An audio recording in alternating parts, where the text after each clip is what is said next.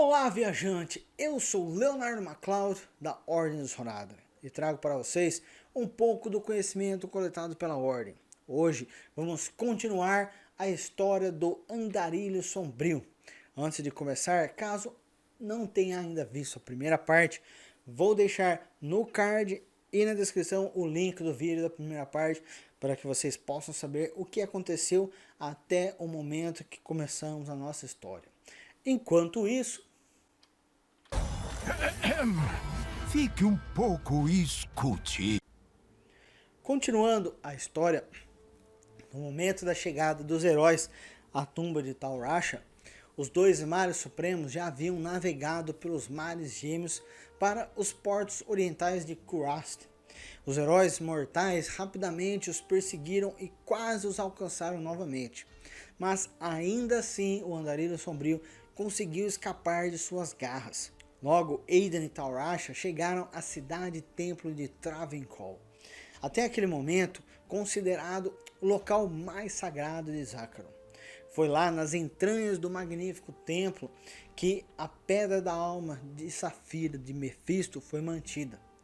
Como mencionado em outro vídeo, link no card e na descrição para você saber mais sobre a ascensão de Zakaron. Muitos dos maiores paladinos de Zakaron e seus comandantes já haviam sido corrompidos pela influência vil de Mefisto muito antes de Aiden e Tal Rasha chegarem. Foi até documentado que Sankerkur, o Kehraken, ou Patriarca Supremo da Igreja Zakaron, caiu sob o controle de Mefisto. Uma coisa é certa, nem todos no templo eram corruptos e Travancore era facilmente o local mais bem guardado de todo o Kyrgyzstan. Independentemente disso, o andarilho não seria negado.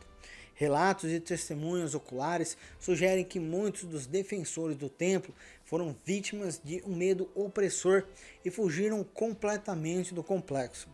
Relatórios adicionais sugerem que muitos mais se voltaram uns contra os outros, dizimando ainda mais as fileiras do Zakaron.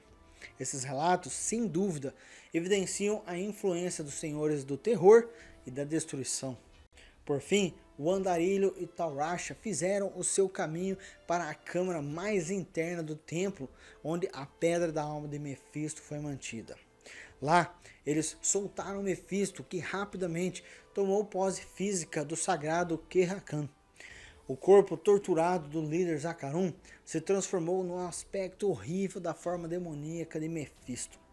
E assim, depois de quase 3 séculos separados, os mares supremos estavam unidos mais uma vez. Dentro dessa câmara, os mares supremos planejaram uma estratagema final para retomar o inferno ardente e reivindicar vingança contra aqueles que o derrubaram. Isso incluía seu tão almejado objetivo de corromper a Pedra do Mundo, escravizando assim toda a humanidade e seu potencial Nephilim à sua vontade. Com um exército de Nephilim como vanguarda, os mares supremos iriam rapidamente dominar as legiões traidoras do inferno e restabelecer seu reinado infernal para sempre. Para conseguir isso, os mares supremos combinaram seus poderes para abrir um portal que lhes permitiria acessar seu antigo domínio. Foi então que Diablo finalmente abandonou o rosto mortal do príncipe Aiden e assumiu sua verdadeira forma demoníaca. Com a intenção de reunir as legiões dentro do inferno ainda leais aos três, Diablo cruzou o portal cintilante. Baal começou sua longa jornada ao norte para corromper a Pedra do Mundo, enquanto Mefisto permaneceu sozinho, empenhado em destruir toda e qualquer oposição ao seu plano. Quando os heróis mortais chegaram em Kurast, a cidade já havia sido invadida por hordas demoníacas. Um combate sangrento foi travado nas ruas, enquanto os heróis lutavam para entrar em Travancore. Uma vez lá dentro, eles enfrentaram não apenas demônios, mas também os fanáticos corruptos e os membros do Alto Conselho da Fé Zakaron. Na época, duvido que tenha ocorrido aos campeões que eles estavam derrubando a maior religião do mundo, mas foi esse o caso. Mesmo assim, eles continuaram descendo até os recessos mais profundos do templo, onde finalmente enfrentaram Mefisto. No combate febril que se seguiu, Mefisto trabalhou diligentemente para virar a própria raiva e desconfiança dos caçadores de volta contra eles. Mas, apesar da longa caça e das muitas horas extenuantes de batalha, no final os heróis derrotaram Mefisto e aprisionaram sua essência na Pedra da Alma de Safira novamente. Não foi muito depois dessa vitória que cheguei para observar a carnificina provocada por esse terrível conflito. E embora isso me doesse muito, eu sabia que a Batalha dos Heróis não havia acabado, pois se Diablo reunisse um exército do inferno, ele certamente voltaria e executaria o plano dos males supremos, apesar de nossos esforços. Aqueles que lutaram tanto, por tanto tempo, não hesitaram. Eles atravessaram o portal sem olhar para trás e eu, de alguma forma, reuni coragem para segui-los. O portal em que entramos, no entanto, não conduzia diretamente ao inferno.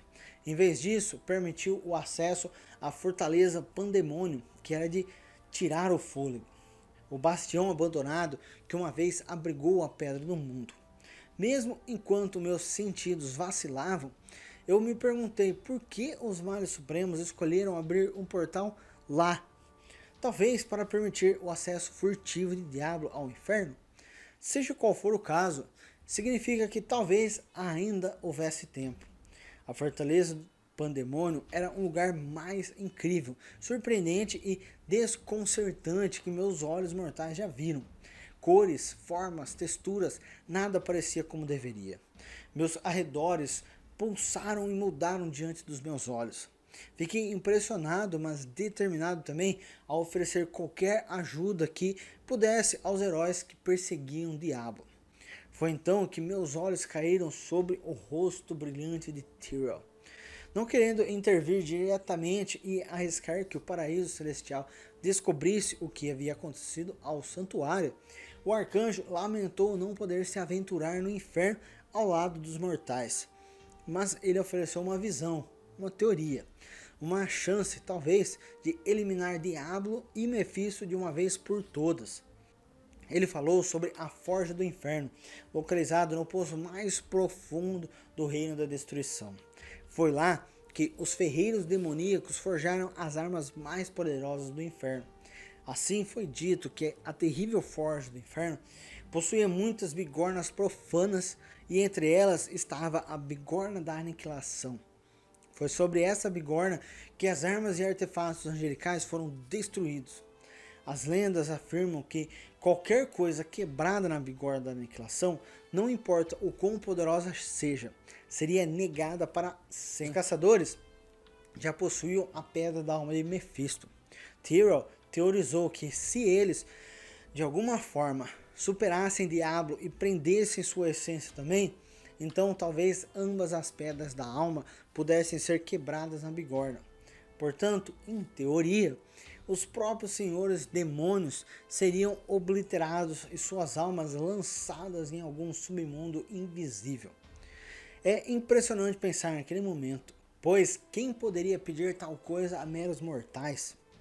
Tyrell não precisava perguntar. Sem hesitação, os perseguidores avançaram de cabeça para o fogo do inferno ardente, enquanto Tyrell permaneceu para trás para servir como meu protetor. Os campeões abriram caminho pela paisagem de pesadelo e alcançaram o volátil reino da destruição, em busca da mítica Forja do Inferno. Eu mal posso imaginar que horrores eles enfrentaram e superaram. Mas seu espírito e vontade se mostraram indomáveis. Eles estavam na orla fumegante da Forja do Inferno. E lá, sobre a bigorna da aniquilação, os heróis quebraram a Pedra da Alma de Mefisto. Os heróis, então, apesar das probabilidades contra eles, eles conseguiram destruir o Senhor do Terror. Mais uma vez, a tenacidade absoluta do coração humano provou ser vitoriosa, pois os heróis alcançaram o impossível. Eles venceram o diabo dentro de seu próprio reino. Enquanto eles puxavam a pedra da alma de cor de sangue do cadáver de Diablo, a forma maciça do demônio começou a murchar. Eles começaram a prender a essência de Diablo dentro da pedra da alma. E quando tiveram sucesso, a casca desintegrada de Diablo assumiu a forma do príncipe Aidan. Em homenagem à memória do príncipe, os campeões envolveram cerimonialmente seu corpo quebrado e o jogaram no fogo infernal que assolou ao redor deles. Com a pedra da alma de Diablo em sua posse, os heróis voltaram para a forja do inferno e destruíram o artefato na bigorna da aniquilação. Os relatos em primeira mão dos campeões nos dizem que quando as pedras da alma de Mefisto e Diablo foram quebradas, um destino semelhante se abateu sobre os males supremos. Um grito como nenhum ser humano jamais tinha ouvido rasgou o ar, seguido por um nada negro e intangível se abrindo diante dos heróis. Eles desviaram os olhos enquanto as almas de Diablo e Mefisto eram engolidas pela escuridão. Ao ouvir isso, lembrei-me dos escritos de Jared Kane, que relatou uma teoria sustentada por Zoltan Kuhl, que os espíritos de anjos e demônios poderiam ser banidos para um lugar além mesmo do paraíso celestial e do inferno ardente, um lugar que ele chamou de abismo. Quando pensam os campeões em sua experiência na forja do inferno, sei em meus ossos que Diablo e Mefisto foram lançados em algum lugar que faria até eles sentirem medo. E, embora seja mórbido, devo ser honesto e admitir que esse pensamento me consola um pouco. Apesar disso, com a quebra das pedras da alma, mais um capítulo na luta da humanidade contra os agentes do inferno ardente havia chegado ao fim. É claro que as perguntas permaneceram. E anos mais tarde eu recolheria os detalhes sobre Aidan e sua possessão pelo Senhor do Terror. Foi-me revelado que ao derrotar Diablo nas catacumbas abaixo de Tristram, Aidan enfiou a pedra da alma de cor de sangue em sua própria testa, em um esforço para prender a essência de Diablo dentro de si mesmo.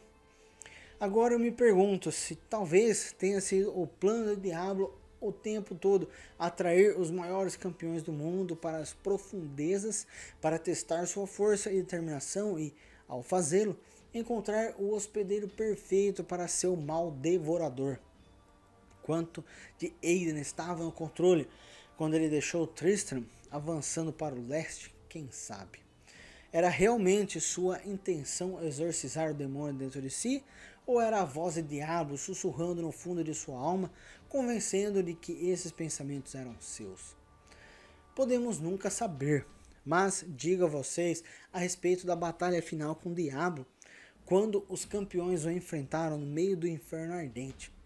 Agora acredito, olhando para trás, para aqueles eventos, que uma pequena parte de Aidan permaneceu lutando contra a vontade de Diablo.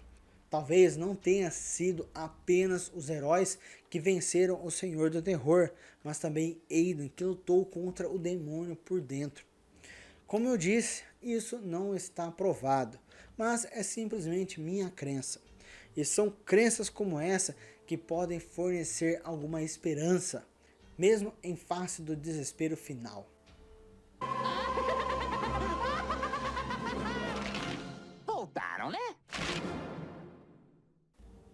E isso é tudo por hoje. Porém, há muito conhecimento para compartilhar da Ordem. Antes de sair, não esqueça. Primeiro, se você não faz parte da Ordem dos Horadrim, clique no botão inscrever-se para fazer parte da Ordem. Segundo, deixe seu gostei para que o YouTube saiba que esse conhecimento deve alcançar outros. Dessa forma, você pode ajudar a espalhá-los pelos 4 cantos do reino. E em terceiro lugar, marque o ícone do sininho para que você possa ser notificado sobre novos conhecimentos para serem compartilhados. Até a próxima vez, que os antigos deuses possam guiá-lo em seu caminho.